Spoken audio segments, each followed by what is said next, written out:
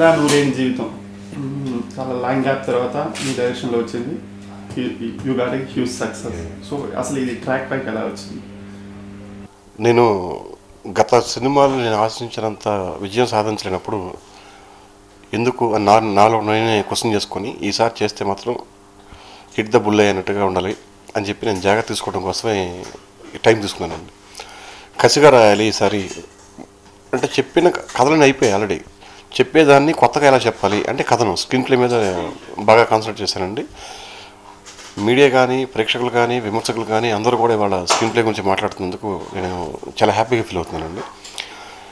ఇప్పుడు కూడా ఈ పేరుని నిలబెట్టుకునే ప్రయత్నంలోనే మళ్ళీ జాగ్రత్తలు తీసుకోవాలనుకుంటున్నాను. ఇప్పుడు దాకా మళ్ళీ నేను ఒకటే మైండ్ సెట్లో ఉన్నాను. మనం చేసింది 0, 0 ఇప్పుడు దాకా అసలు డైరెక్షన్ చేయలేదు, మళ్ళీ ఇప్పుడు ఒక ఎగ్నోనాటి సినిమానే తీయాలి అని ఆ పట్టుదలతో ఉన్నాను.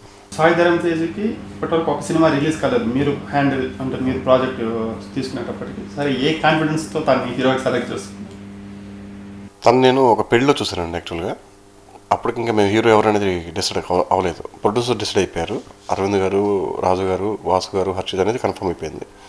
హీరో ఎవరు అనుకుంటుండగా ఒక పెళ్ళిలో నేను చూశాను. నా క్యారెక్టర్కి తన బాడీ లాంగ్వేజ్కి చాలా దగ్గరగా ఉండడం అనిపించింది. ఇమీడియట్గా అందరం సాటిస్ఫై అయ్యాం. మేము ఎంత అనుకున్నామో దానికి 100% న్యాయం చేశాడు తేజు. కాబట్టి మా నిర్ణయం కరెక్ట్ అని ఫీల్ అయ్యాం.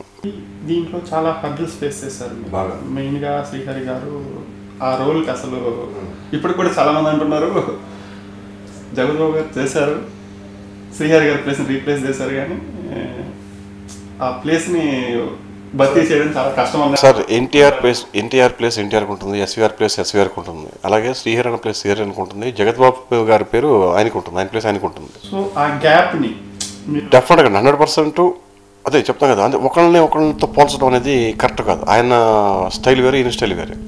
ఈయన స్టైల్లో డెఫినెట్గా నేను ఏదైతే ఒక దర్శకుడు అనుకున్నానో 100% దానికి న్యాయం చేశారు జగద్బాబు గారు. నేను ఏం చెప్తున్నానంటే శ్రీహరి గారు చనిపోయిన తర్వాత మీరు జగద్బాబు గారికి నెక్స్ట్ చాయిస్ కింద వెళ్తుంటారు కదా, ఆ గ్యాప్లో మీరు మెంటల్ ప్రెషర్ ఎక్కువ ఫీల్ అయ్యారు? బాగా ఫీల్ అయ్యానండి. ఆల్మోస్ట్ శ్రీహరి అన్న పోయారు, నేను పోలేదు అంతే.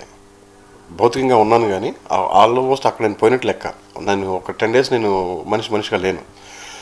బట్ జగద్బాబు గారు అనుకున్న తర్వాత చిన్న టెన్షన్ ఉండింది డెఫినెట్గా. ఎందుకంటే ఆల్రెడీ యూనిట్ మొత్తం ఏమనుకుంటారు, యూనిట్ మొత్తం ఆల్రెడీ శ్రీహరిని చూస్తున్నారు, శ్రీహరిని చేసిన సీన్సే మళ్ళీ ఇప్పుడు జగద్బాబు గారు చేయాలి. కాస్ట్యూమ్స్ కూడా సేమ్ ప్యాటర్న్లో ఉంటాయి, డైలాగులు. యూనిట్లో ఏ ఒక్కడో డిసప్పాయింట్ అయినా ముందు నాకు కాన్ఫిడెన్స్ పోయేది, సెల్ఫ్ కాన్ఫిడెన్స్. బట్ జగద్బాబు గారు వచ్చి ఆయన స్టైల్లో ఆయన చేసిన తర్వాత మధ్యాహ్నం నుంచి ఆయన ఎంటర్ అయిన తర్వాత మధ్యాహ్నం నుంచి అందరం చాలా కాన్ఫిడెంట్గా ఉన్నామండి. దానికి డెఫినెట్గా చాలా థ్యాంక్స్ చెప్పుకోవాలి జగద్బాబు గారికి. ఇవాళ నేను నిలబడ్డానంటే డెఫినెట్గా అల్లు అరవింద్ గారు, రాజు గారు, హర్షిత్, వాసు గారు ఎంత సపోర్ట్ ఇచ్చారు, జగద్బాబు సార్ కూడా అంత సపోర్ట్ ఇచ్చారు. ఏమైనా చేంజెస్ చేశారా? అంటే స్క్రిప్ట్లో ఏం చేంజ్ చేయలేదండి. బాడీ లాంగ్వేజ్ ఈయన బాడీ లాంగ్వేజ్కి అనుగుణంగా మార్చుకున్నాం తప్ప కథలో ఎలాంటి చేంజ్ చేయలేదు. ప్రతి సినిమాకి మీరు గ్యాప్ ఎక్కువ తీసుకుంటారు, రీజన్ ఏమన్నా పర్టికులర్గా అంటే ఫస్ట్ అండి నేను వేరే సినిమాలు చూసి ఇంకో DVD చూసి దాని నుంచి కథలు కొన్ని మెంటాలిటీ కాదు. నాకు ఎక్కడో ఒక ఇన్స్పిరేషన్ రావాలి, దానికోసమే నా కథలు లేట్ అవుతుంది తప్ప అది కూడా నేను పెద్ద లేట్ అని నేను ఫీల్ అవ్వట్లేదు. నేను ఇప్పుడు కోట్లు సంపాదించుకొని ఇమీడియట్గా బిల్డింగ్లు కట్టాలి, పెద్ద కార్లు తిరగాలి అన్న అసలు అలాంటి కోరికలు నాకు లేదు. సినిమాలాగా తీయాలి, మనకు వచ్చిన కథ మన మైండ్లో ఇప్పుడు ఆటాడిస్తూ అప్పటికి అది చాలా మంచి సినిమానే.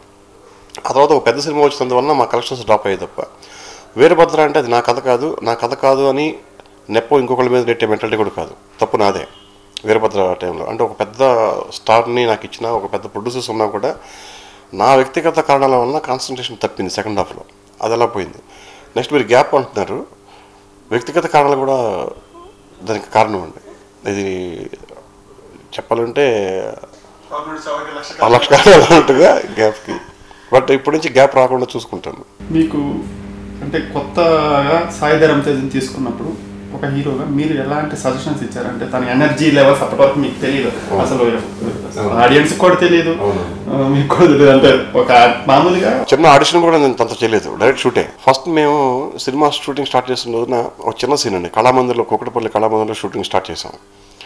ఆ సీన్ చాలా అంటే హీరో ఎనర్జీ లెవెల్స్ ఏ మేరకు ఉంటాయని కూడా తెలియదు ఇంకా. అందుకని ముందు మెల్లగా కామెడీ సీన్స్తో స్టార్ట్ చేసాం. బట్ ఆ సీన్కే తను వచ్చి సింగిల్ టేక్లో టకటక చేసాడు. ఇంకా అనుకున్నాం ఓహో ఇంకేంటి డైరెక్ట్గా యాక్షన్ సీన్స్కి వెళ్ళిపోవచ్చు అన్నంత కాన్ఫిడెన్స్ ఇచ్చాడండి.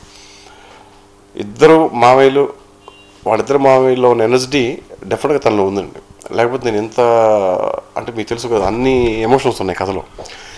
కామెడీ ఉంది, ఎంటర్టైన్మెంట్ ఉంటుంది, లవ్ ఉంటుంది, యాక్షన్ ఉంటుంది, అన్నిటినీ సమపాళ్ళలో పండించాడు తను. అసలు బేసిక్ కథ రెజీనా చుట్టూ తిరుగుతుంది. సో రెజీనాకి ఈయన ఫెన్సింగ్ లాగా ఉంటాడు. అసలు హీరోయిన్ సెంట్రిక్గా మీరు కథ రాసుకోవడానికి reason is there any particular reason? నా పాప ఇన్స్పిరేషన్ అండి హీరోయిన్ క్యారెక్టర్కి. నా పాప అమ్మా నాన్నలకి ఇద్దరికి కొంచెం దూరంగా ఉంటుంది, మేము డైవర్స్. ఆ పాప పడే ఆ వేదన నేను చూస్తుంటాను అప్పుడప్పుడు. నా కూతురు పడే, ఋగ్వేద చౌదరి పడే వేదన చూస్తుంటాను. ఆ డెప్త్ రెజినా కంటించాను ఈ సినిమాలో. అంటే తను అమ్మా నాన్నలు ఎక్కడ ఒంటరి లైఫ్ గడుపుతుంటుంది, ఒక చిన్న బొమ్మలు వేసుకుంటూ అమ్మా నాన్న ఉంటే మధ్యలో తను చేయి పట్టుకొని అలా ఉంటుంది. అది I got inspiration from my daughter. So జగత్ బాబు పర్ఫార్మెన్స్ గురించి చెప్పండి. జగత్ బాబు గారి పర్ఫార్మెన్స్ గురించి ఇప్పుడు నేను కొత్తగా చెప్పేది ఏముండదండి. సూర్యుడిని దివిటి పెట్టి చూపించినట్టు ఉంటుంది. ఆయన already 100 and above movies hero. ఆయన నాకు పర్సనల్గా నా క్యారెక్టర్కి ఎలా కావాలో, మైసమ్మ క్యారెక్టర్ని నేను ఎలా అనుకున్నానో, ఎలా ఊహించుకున్నానో, ఎలా చూడాలనుకున్నానో అలాగే చేశారు ఆయన. పైగా పర్సనల్గా నాకు చాలా మంచి ఫ్రెండ్ ఇప్పుడు ఆయన. నేను చాలా హ్యాపీ ఫీల్ అవుతానండి ఆయనతో మళ్ళీ ఇప్పుడు చేస్తానని షూటింగ్ అని ఉంది. మామూలుగా మీరు సినిమాలో కంటే కూడా కాంట్రవర్సీలకి ఈ మధ్య ఎక్కువ పాపులర్ అయిపోతుంది. గత వారం రోజులు కరెక్ట్గా చెప్పాలంటే. సో అసలు ఇదంతా ఎందుకు జరుగుతుంది? యాక్చువల్గా నేను కాంట్రవర్షియల్ పర్సన్ కాదండి. అదే బట్ అది ఎవరు క్రియేట్ చేస్తున్నారో, ఎందుకు క్రియేట్ చేస్తున్నారో నాకు తెలియదు. దానికి నేను బాధ్యుని కాదు. నాకు అందరూ కావాలి, అందరూ బాగుండాలి, అన్ని సినిమాలు ఆడాలి. ఒకే రోజున ఎర్రబస్సు నా సినిమా 2 రిలీజ్ అయినాయండి. దాని ముందే ఆలీ టాకీస్లో అనే ఒక ప్రోగ్రాంలో నేను చెప్పానండి, నాకు ఇష్టమైన దర్శకుడు దాసనారాయణరావు గారు ఆ సినిమా ఆడాలి, నా సినిమా ఆడాలి, ఇద్దరు సినిమాలు ఆడాలి అని కోరుకున్న మనిషి నేను కాంట్రవర్సీల జోలికి వెళ్ళే మనిషిని కాదు. బట్ ఉన్నట్టయితే మాట్లాడేస్తాను నేను. ఆ కాంట్రవర్సీలకి నాకు సంబంధం లేదు కాబట్టి ఇంతకంటే దాని గురించి ఎక్కువ మాట్లాడటం కూడా అనవసరం. సో ప్రొడ్యూసర్స్ ఇప్పుడు అల్లు అరవింద్ గారు, దిల్ రాజు గారు, గైడెన్స్, బన్నీవాసు, హర్షిత్ మామూలుగా కరెక్ట్ యాక్షన్లో వాళ్ళు ఉన్నారండి ప్రాజెక్ట్ హ్యాండిల్. సో వీళ్ళతో వాళ్ళతో ఈ కాంబినేషన్లో 2 జనరేషన్తో మీరు డైరెక్ట్. అవునండి, అది నా అదృష్టంగా ఫీల్ అవుతున్నానండి. అరవింద్ గారు, రాజు గారు ఒక పెద్ద తరహాగా పైన చూస్తే గ్రౌండ్లో ఉంది నాకు బన్నీవాసు గారు, హర్షిత్ గారు. బన్నీవాసు గారు ఆల్మోస్ట్ నేను చెప్తున్నానండి, చాలాసార్లు చెప్పాను, చెప్పాలి కూడా. ఎన్నిసార్లు చెప్పినా కూడా చెప్పాల్సిన మాటే అది. ఒక తల్లి కడుపున పుట్టకపోయినా కూడా మేము ఏదో అన్నదమ్ముల కంటే ఎక్కువగా ఉంటాం. అలాంటి బన్నీవాసుని ఇచ్చిన దిల్ రాజు అన్నయ్యకి, అరవింద్ గారికి, అలాగే హర్షిత్, నేను స్వీట్ రోజు అంటాను. మళ్ళీ సినిమా చేయాలని ఉందండి ఈ కాంబినేషన్లో. So what about your next projects? నాకు 8-9 దాకా అవకాశాలు ఉన్నాయండి. ఆచితూచి, ఎందుకంటే ఆఫ్టర్ సమ్ ఇయర్స్ తర్వాత నేను మళ్ళీ ఫేమ్లోకి వచ్చాను కాబట్టి కొంచెం ఆలోచించుకొని నెక్స్ట్ కథ అయితే మన డైమండ్ రత్నం నాకు బాగా రైట్ హ్యాండ్. తన కథతో వెళ్తున్నాను నేను ఫస్ట్ టైం, మళ్ళీ వేరే వాళ్ళ కథతో వెళ్ళటం. తన కథ అంటే ఆల్మోస్ట్ నా కథలాగే నేను ఫీల్ అవుతాను. ప్రొడ్యూసర్ ఎవరు, హీరో ఎవరు అనేది ఒక 2-3 రోజుల్లో నేను మళ్ళీ మీడియా ముందుకు వచ్చి నేనే చెప్తాను. అది 2-3 రోజుల్లో నేనే చెప్తానండి. ఉండే అవకాశాలు కూడా ఉన్నాయి. నేను 2-3 రోజులు చెప్తాను. నేను సక్సెస్ చేసిన ప్రేక్షకులకు థ్యాంక్స్ చెప్తున్నట్టు. Hi India great viewers, nice to meet you. పిల్లా నువ్వు లేని జీవితంతో నాకు ఇంత మంచి సక్సెస్ ఇచ్చిన ప్రేక్షకులందరికీ థ్యాంక్ యూ వెరీ మచ్.